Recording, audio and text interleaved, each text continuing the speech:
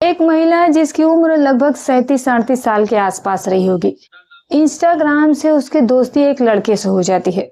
महिला जो होती है दोस्तों, वो अपने पति के साथ वो रहा करती थी। शायद उसका जो उस लड़के से उसके साथ उसका कुछ इंटरेस्ट ज्यादा ही बढ़ जाता है और इतना ज्यादा इंटरेस्ट बढ़ जाता है कि फिर एक दिन वो लड़का उससे मिलने के लिए कहता है।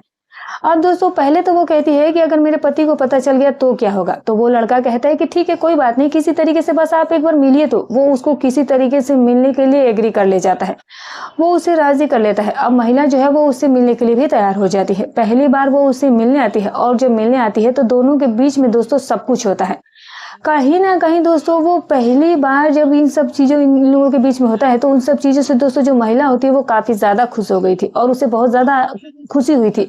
अब अगले दिन से वो महिला खुद ही उस लड़के से मिलने के लिए कहने लगती है। तो लड़का कहता है कि मैं इतनी दूर हूँ तो कैसे तुमसे मिलने के लिए आऊँ। तो वो कहती है कि ऐसा कुछ करो कि मेरे पास तुम आ जाओ और हम दोनों के बीच में ये सारा काम जो है वो होता रहे और किसी को कुछ पता भी ना चले। अब दोस्तों, वो जो लड़का होता है वो उस महिला के करीब आ जाता है, वो उसके पड़ोस में आकर रूम ले लेता है और फिर वहीं पर रहकर दिल्ली में रहने लगता है। लेकिन दोस्तों, वो एक दिन वो महिला उस लड़के के कमरे में जाती है और उस दिन महिला के अंदर पता नहीं ईश्वर जाने ऐसी कैसी उसके अंदर इच्छा जागृत हो जाती है कि वो उस लड़के के साथ ऐसा कुछ करने लग जाती है दोस्तों कि जिसकी कोई कल्पना ही नहीं कर सकता है। बहुत ही रोचक कहानी और बहुत ही सीख देने वाली कहानी है दोस्तों, तो पूरी कहानी जरूर सुनिएगा। लेकिन उससे पहले जो नए दर्शक है जिन्होंने चैनल को सब्सक्राइब नहीं किया तो सब्सक्राइब कर लीजिएगा। वीडियो कहाँ से देख रहे हैं कमेंट करके जरूर बताइएगा। और हाँ दोस्तों, वीडियो अच्छी लगी तो बिना लाइक किए मत जाइएगा दोस्तों, क्योंकि आपका एक लाइक हमारे लिए बहुत मायने रखता है। तो चलिए दोस्तों, कहानी की शुरुआत करते हैं। नमस्कार दोस्तों, आज की जो सच्ची घटना मैं आपके लिए लेकर के आई हूँ, ये घटना जो है वो दिल्ली शहर के एक जगह की है। वहीं पर रहने वाली रेखा, जिसकी उम्र लगभग 37-38 साल के आसपास होती है, 2 बच्चे उसे हो चुके थे। पति जो था वो उसका एक प्राइवेट नौकरी में डिलीवरी बॉय का काम किया करता था और ये जो महिला थी वो सोशल मीडिया पर काफी एक्टिव थी। इंस्टाग्राम पर ये रील वगैरह बनाती थी, दिखने में भी काफी ज्यादा खूबसूरत थी। अक्सर इसके पास लड़कों के मैसेज और फ्रेंड रिक्वेस्ट बहुत आया करते थे। बहुत सारे ऐसे लड़के थे जो कि इसे मैसेज किया करते थे कि हम लोग आपसे मिलना चाहते हैं, आप कहाँ मिलोगे। दुनिया भर की बातें इसे करते थे। लेकिन दोस्तों, कहते हैं कि इंसान के मन में कब कौन सी बात बढ़ जाए, कौन सी बात घर कर जाए, किसी को पता नहीं चलता। रेखा के पास एक दिन इंस्टाग्राम पर एक मैसेज आया था और उसे एक रिक्वेस्ट आया हुआ था। लड़के का नाम आदित्य होता है। अब जो डीपी लगी थी वो बेहद ही ज्यादा खूबसूरत थी, वो उसको एक्सेप्ट कर लेती है और उधर से हाई का मैसेज आता है तो ये भी हाई का जवाब दे देती है। अब जब दोनों जवाब देते हैं तो फिर दोनों के बीच में बातचीत शुरू हो जाती है और बातचीत शुरू होते होते पता चलता है कि जो आदित्य है वो अलीगढ़ का रहने वाला लड़का है। अब दोस्तों, वो बताती है कि मैं दिल्ली में रहती हूँ और दिल्ली की मैं रहने वाली उत्तर प्रदेश की मैनपुरी की हूँ। अब दोस्तों, दोनों के बीच में बातों का जो सिलसिला होता है वो यहीं से शुरू हो जाता है और वो सिलसिला जो है वो होते होते दोनों के बीच में दोस्ती हो जाती है और दोस्ती इतनी ज्यादा बढ़ जाती है कि दोनों एक दूसरे को अपना नंबर दे देते हैं और फोन से बातचीत होना शुरू हो जाती है। रेखा का पति जो था, जो कि डिलीवरी बॉय का काम करता था, उसे बिल्कुल भी इस बात का अंदाजा नहीं था कि उसकी पत्नी जो है वो अब किसी और के संपर्क में आ गई है। अब दोस्तों, रेखा और आदित्य जो थे वो खूब बातें किया करते थे क्योंकि रेखा के पास बहुत सारा समय रहता था और आदित्य जो होता है दोस्तों, वो भी रेखा से खूब दिल भर करके बातें किया करता था। अब ये जो बात का सिलसिला था कब मोहब्बत में बदल जाती है और बदलते बदलते दोस्तों एक दिन जो आदित्य होता है वो कहता है कि मैं तुमसे मिलना चाहता हूँ। तो रेखा कहती है कि देखो, तुम अलीगढ़ में रहते हो और मैं दिल्ली में रहती हूँ, दूर तो बहुत ज्यादा नहीं है, लेकिन मेरे पति को पता चल गया तो फिर मेरे छोटे छोटे बच्चे हैं, मेरा जो परिवार है वो टूट जाएगा। लेकिन दोस्तों, कहते हैं कि जब मोहब्बत सर पर चढ़ जाती है और जोर जोर से उससे तांडव करने लगती है तो फिर लोगों को किसी बात का डर और खबर नहीं रह जाता है।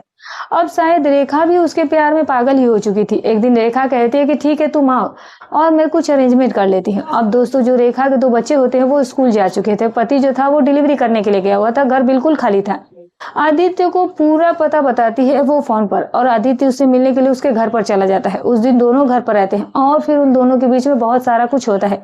कहीं ना कहीं दोस्तों, जो वो पल था वो रेखा के लिए बहुत ज्यादा आनंदमय था। अब दोस्तों, उसे बहुत ज्यादा ये पसंद भी आया था और इसके बाद ये सिलसिला रुक नहीं रहा था बल्कि आगे बढ़ता ही जा रहा था।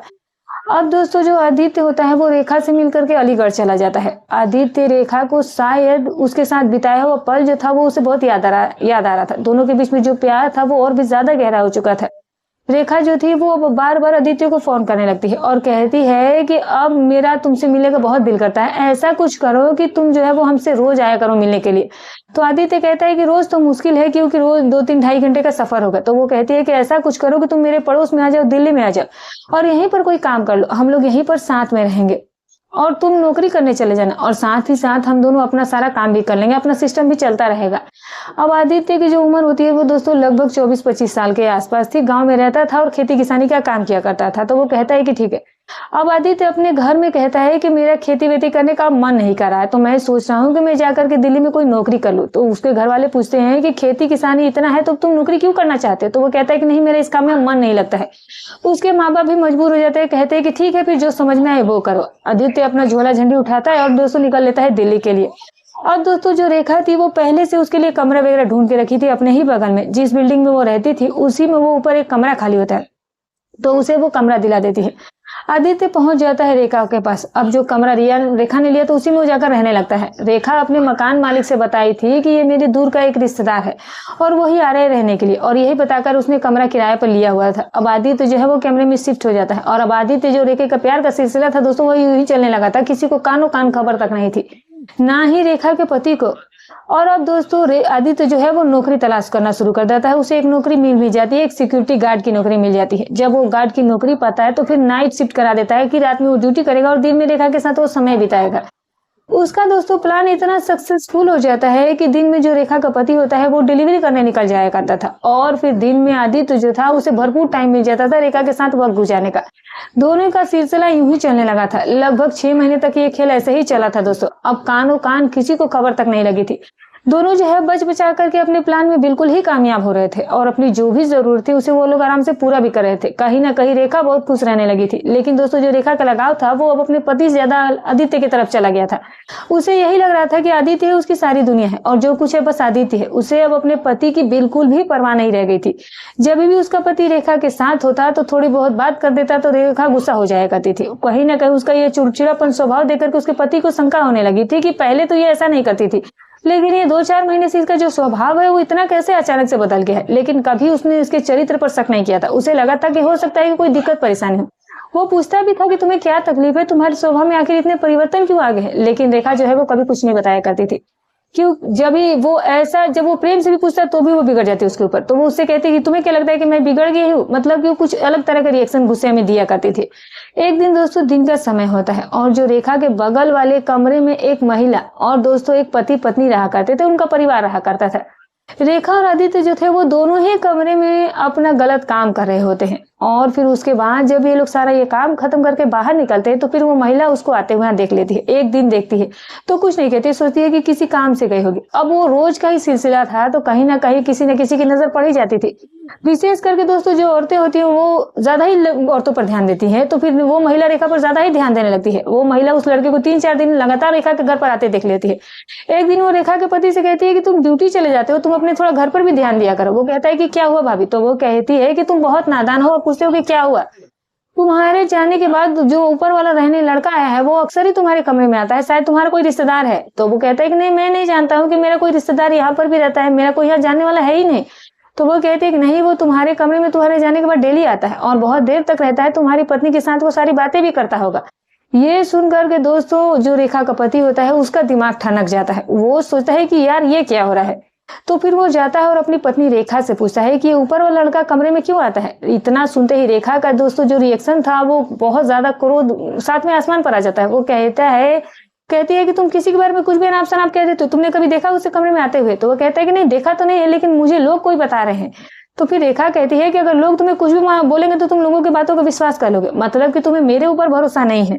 अब रेखा जो है वो उसे दबाने का प्रयास करने लगी थी, लेकिन दोस्तों कहीं ना कहीं जो शंका थी वो उसके पति के दिल में दिमाग में बैठ चुकी थी। उसे लगा कि कहीं ना कहीं कुछ ना कुछ बात जरूर है, तभी इसके स्वभाव में इतना परिवर्तन भी आया है।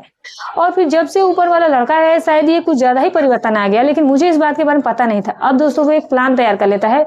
प्लान ये बनाता है कि रेखा से कहता है कि मैं ड्यूटी जा रहा हूँ। रेखा कहती है कि ठीक है। वो ड्यूटी ना जा करके जो बगल वाली आंटी होती है उनसे कहता है कि जैसे ही ये लड़का जो है वो कमरे में प्रवेश कर जाएगा तो बस आप मुझे फोन कर दीजिएगा। अब जैसे ही वो लड़का कमरे में जाता है तो फिर वो बगल वाली जो आंटी है, जो भी भाभी थी दोस्तों, वो उसको फोन करके बता देती है और गाड़ी वो तुरंत बाहर पार करता है और दबे पाव गेट खोल करके वो अपने कमरे के सामने आ जाता है और देखता है कि दरवाजा जो है वो अंदर से बंद है और अंदर से अजीब तरह की आवाजें भी आ रही है। अब ये आवाजें जो थी वो उसे पहचानने में थोड़ा सा भी वक्त नहीं नहीं लगा कि मामला जो है वो कहीं ना कहीं कुछ गड़बड़ है। और फिर उसके बाद वो दरवाजा खटखटाने लगता है। दरवाजे की खटखटाहट सुन के जो रेखा और आदित्य होते वो दोनों ही डर जाते हैं। उन्हें लगा कि यार ये कौन आ गए, शायद बच्चे आ गए होंगे, या फिर हो सकता है कि कोई आस पड़ोस का या कोई आया होगा, क्योंकि उसका पति जो था वो ड्यूटी जाने के बाद रात को ही लौटा था, वो दिन में नहीं आता था, क्योंकि दिन में आने की कोई उसकी चांस ही नहीं थे। लेकिन शंका कहीं ना कहीं रेखा को हो रही थी, क्योंकि 2 दिनों पहले उसका पति जो है वो उससे पूछताछ करा था। अब वो डरते हुए उसे छुपा करके जाकर के दरवाजा खोलती है तो देखती है कि उसके पैरों तले से जमीन खिसक जाती है, क्योंकि उसके सामने उसका पति ही खड़ा था। वो थर थर कांपना शुरू कर देती है। वो कहती है कि तुम अचानक से कैसे आ गए? तो वो बोला कि बगल में डिलीवरी देना है, तो सोचा कि चलो 2 मिनट तुमसे मिलता भी चलो। तो वो बोले कि आज तक तो ऐसा कभी नहीं हुआ है। तो वो उसका पति कहने लगता है कि तुम इतने उल्टे सीधे सवाल क्यों कर रही हो, क्या बात हो गई? तो वो कहती है कि कुछ नहीं। वो अपना जूता वगैरह उतारने लगता है और जैसे ही अंदर जाने का प्रयास करता है वो दरवाजे के सामने खड़ी हो जाती है। कहती है कि क्यों इतनी जल्दीबाजी करे, पहले जाओ तुम जल्दी डिलीवरी करके आओ, शाम को आराम से आना। तो वो बोला कि नहीं, मुझे अंदर जाना है, मुझे थोड़ा सा बैठना है, अभी थोड़ा सा काम है, नहीं कोई ऑर्डर वगैरह आया नहीं है। अब दोस्तों वो अंदर जाता है तो देखता है कि जो लड़का है वो छिपा हुआ बैठा हुआ था। तो वो देख करके वो रेखा से पूछता है कि ये कौन है। रेखा के पास दोस्तों जाहिर सी बात है कोई जवाब नहीं था, वो जवाब दे तो क्या देती। अब दोस्तों काफी ज्यादा विवाद हो जाता है पति और पत्नी के बीच में, और जो लड़का होता है उसके बीच में भी। अब रेखा का पति जो है वो उस लड़के को यानी कि आदित्य को मारता पीटता भी है, और आदित्य जो है चुपचाप क्या करता है कि वो अपने कमरे में भाग करके चला जाता है। और अब उसके बाद दोस्तों रेखा को लगा कि ये तो गड़बड़ हो गया, अब क्या किया जाएगा।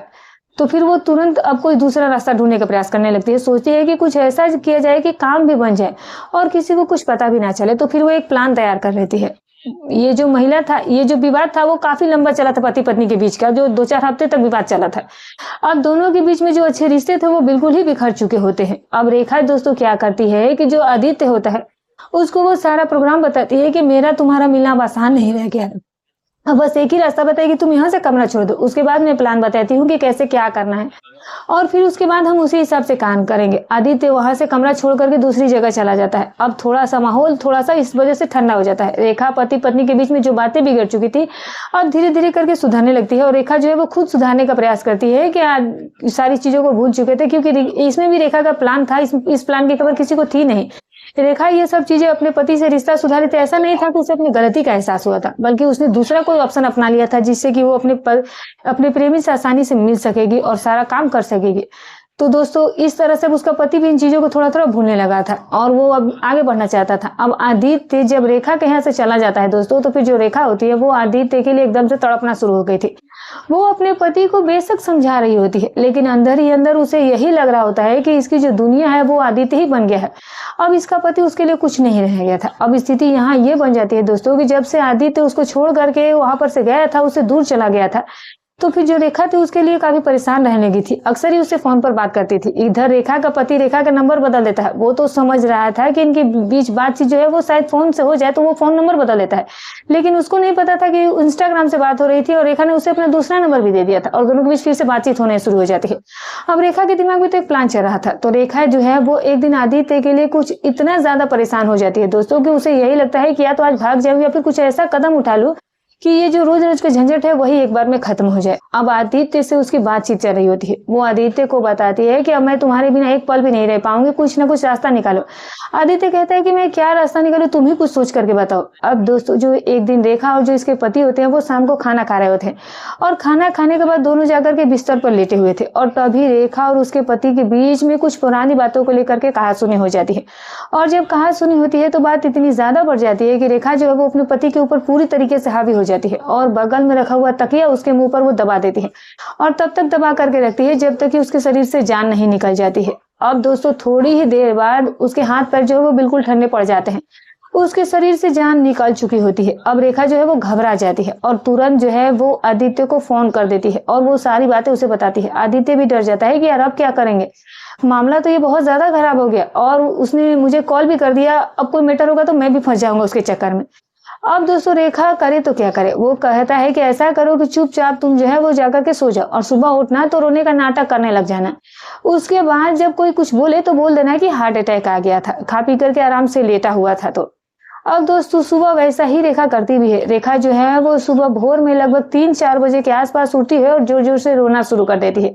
रोने की आवाज सुनकर के आसपास के दोस्तों जो अगल बगल के किराएदार थे वो सब आ जाते हैं, पूछते हैं कि क्या हुआ। तो वो बताती है कि शाम को अच्छा खासा खाना पीना खाकर कल रात को लेटे हैं, और फिर अचानक से पता नहीं इनको क्या हो गया कि ये उठ ही नहीं रहे हैं। लोग जब जाकर के उसे हिलाने डुलाने का प्रयास करते हैं तो दोस्तों उसके शरीर में जब जान हो तब तो उठे, जान तो कब की निकल चुकी थी, कब के उसके हाथ पैर ठंडे पड़ चुके थे।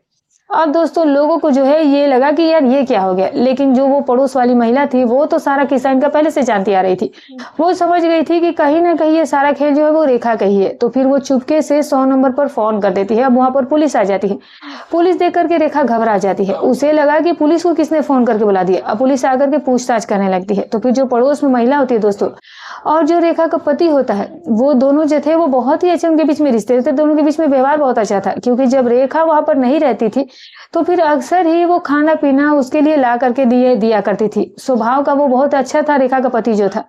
वो सारी बातें महिला पुलिस को बता देती है कि मुझे तो लग रहा है कि इन दोनों के बीच में कुछ विवाद हुआ होगा और जिसकी वजह से रेखा ने इसके साथ कुछ गलत किया होगा, क्योंकि रेखा का पड़ोस में ऊपर में एक लड़का रहता था, उसके साथ इसके संबंध अवैध संबंध थे। अब पुलिस को समझने में देर नहीं लगती है। पुलिस जो है वो रेखा से पूछताछ करती है। अब रेखा जो है बातें बनाना शुरू कर देती है, लेकिन बात वो बना नहीं पाती है। उसके जो जवाब मिले थे पुलिस को वो शंका में डाल रहे थे। पुलिस जो है वो शव का पंचनामा करके बॉडी को पोस्टमार्टम के लिए भेज दी जाती है। और जो पोस्टमार्टम रिपोर्ट आती है तो इसमें यह पता चलता है कि उसकी गला दबा करके हत्या की पुष्टि की जाती है। अब पुलिस को ये समझने में देर नहीं लगती है और रेखा को गिरफ्तार किया जाता है और रेखा से पूछताछ किया जाता है। और जब रेखा से पूछताछ किया जाता है तो फिर रेखा तो पहले इधर उधर के बहाने बनाती है, लेकिन जब जवाब संतोषजनक नहीं होते हैं तो फिर पुलिस कड़ाई से उससे पूछताछ करती है। तो रेखा जो है वो तोते की तरह सब कुछ बोलना शुरू कर देती है। और फिर उसके बाद पुलिस जो होती है दोस्तों वो उस लड़के के पास जाती है और आदित्य का लोकेशन ट्रेस किया जाता है और फिर उसको सरोजनी नगर के आसपास से दोस्तों उसको भी गिरफ्तार कर लिया जाता है और वो भी पकड़ा जाता है। और फिर उसका साथ देने के लिए रेखा का उसे भी संबंधित धाराओं में दोस्तों जेल भेज दिया जाता है। दोस्तों अब रेखा की जिंदगी जो थी वो बद से बदतर हो गई थी। 2 बच्चे भी अनाथ हो गए थे। अब उनकी देखरेख करने वाला भी कोई नहीं था। सारी घटना दोस्तों जब रेखा ससुराल पहुंचती है, जब उसके ससुराल पहुंचती है तो उसके ससुराल वाले देवर ससुर सभी आते हैं, रेखा के मायके वाले भी आते हैं, लेकिन तब तक बहुत देर हो चुकी थी। रेखा के ससुराल वाले बच्चों को लेकर के चले जाते हैं और फिर पुलिस से कहते हैं कि इसे इतनी कड़ी सजा दीजिएगा कि इस सजा को जो है वो सुन करके जो और भी महिला हैं उनको एक सीख और सबक मिले, क्योंकि समाज में ऐसी महिलाएं हैं जो हैं वो सिर्फ एक तरीके के पाप का कारण बनती है। जो महिला अपने पति से नहीं संतुष्ट है वो किसी से संतुष्ट नहीं होगी। तो दोस्तों बहुत सारी ऐसी घटनाएं समाज में हो रही है जिससे हमें सीख और सबक लेनी चाहिए। वीडियो बनाने का मकसद सिर्फ यही था कि आपको जागरूक करना, आपको सावधान करना। दोस्तों हमारी कहानी सुनाने का उद्देश्य केवल आपको सावधान करना था, किसी की भावनाओं को ठेस पहुंचाना नहीं था। तो दोस्तों ये रही कहानी कैसी लगी कमेंट करके जरूर बताइएगा। वीडियो अच्छी लगी तो लाइक कर दीजिएगा। फिर मिलूंगी कल एक और नई सही कहानी के साथ, सच्ची कहानी के साथ। तब तक अपना और अपने परिवार का ख्याल रखें।